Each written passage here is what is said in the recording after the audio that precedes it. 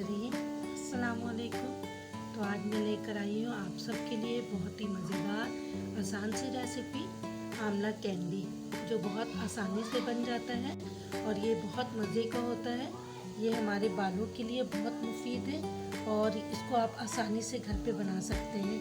और अभी सर्दियाँ हैं तो ये फ्रेश आंवला जो है वो बाज़ार में आराम से मिल रहा है। तो आप इसको लेकर आएँ और घर में मेरे बोलने पर एक दफ़ा ज़रूर बनाकर खुद भी खाएं और बच्चों को भी खिलाएं। ये हमारे बालों के लिए, फेस के लिए बहुत ही मुफीद है। तो चलें इसको बनाना स्टार्ट करते हैं। तो रेसिपी देखने से पहले अगर आप मेरे चैनल पर नए हैं तो मेरे चैनल को सब्सक्राइब करें, लाइक करें और दोस्तों से ज़रूर शेयर करें।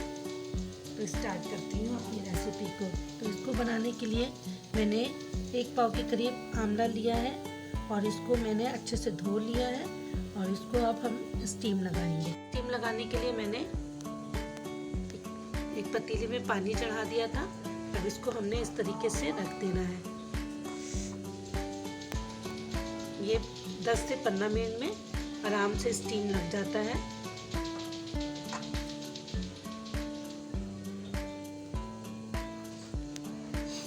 तो 25 मिनट के लिए मैं स्टीम में लगा दूंगी इस तरीके से। बिस्मिल्लाहिर्रहमानिर्रहीम। ये देखिए कितना ज़बरदस्त स्टीम लग गया है। अब मैं फ्लेम की आंच को बंद कर दूंगी और ये जितने हैं इसको मैं निकाल लूँगी एक प्लेट पे। ये देखिए हमारा आंवला कितना ज़बरदस्त स्टीम हो गया। ये देखें आप, ऐसे देखें ये आराम से, ये देखिए 2 पीसेज में हो रहा है। अब मैं इसके छिलके को रिमूव कर दूंगी। ये देखिए इसका छिलका भी आराम से उतर जाएगा। ये देखिए मैंने स्टीम करके इसका छिलका भी रिमूव कर दिया और ये कितना ज़बरदस्त स्टीम लगा है। अब इसके हम तमाम बीज को रिमूव कर देंगे इस तरीके से। ये बीज फेंकिएगा नहीं, ये बीज बालों के लिए बहुत फ़ायदेमंद है। मैंने तमाम रिमूव कर दिया है। ये बीज आपको पता है ना, ये जो हम बालों में लगाते हैं सिकाकाई, रीठा और आंवला, वो इसी का बीज है ये। तो आप इसको सुखाकर इस्तेमाल कर सकते हैं। अब इसको एक मिक्सी जार में डाल देंगे और एक स्मूथ सा इसका पेस्ट बना लेंगे। अब इसमें एक अच्छे से जायका और टेस्ट लाने के लिए मैं डालूंगी साबित ज़ीरा, थोड़ी सी काली मिर्च, ताकि इसी में आंवले में अच्छे से ये पीस जाए। आप चाहें तो जब पका रहे हो तो उस टाइम भी आप डाल सकते हैं। ये मैंने 10 से 12 काली मिर्च लिया है और इसका मैं एक पेस्ट बनाकर आपको दिखाती हूँ। देखिए मैंने इसका पेस्ट बना लिया है। तो थोड़ा सा भी और बचा था तो मैं इसको भी मिक्सी जार में डाल के पीस के बनाती हूँ ये। अब जितना मैंने आंवला लिया था 1 पाव के करीब, तो उतना ही हम चीनी डालेंगे इसमें। आप चाहें तो इसे गुड़ में भी बना सकते हैं।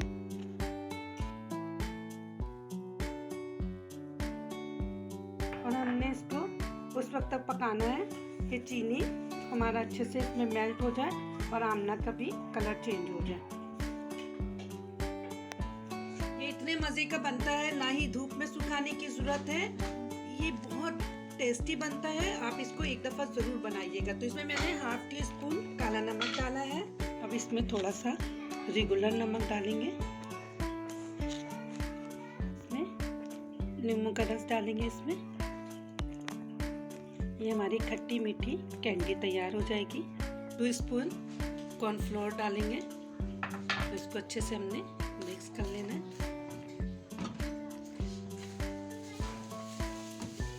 सर के लिए हम इसमें डालेंगे 1 चम्मच के करीब घी। और ये हमारा सुपर डुपर कैंडी तैयार हो गया है। अब इसको थोड़ा सा हमने पका लेना है। फ्लेम को बंद कर देंगे और इसको थोड़ी देर के लिए ठंडा होने देंगे। बर्तन पे निकाल लेंगे ताकि ये अच्छे से जम जाए।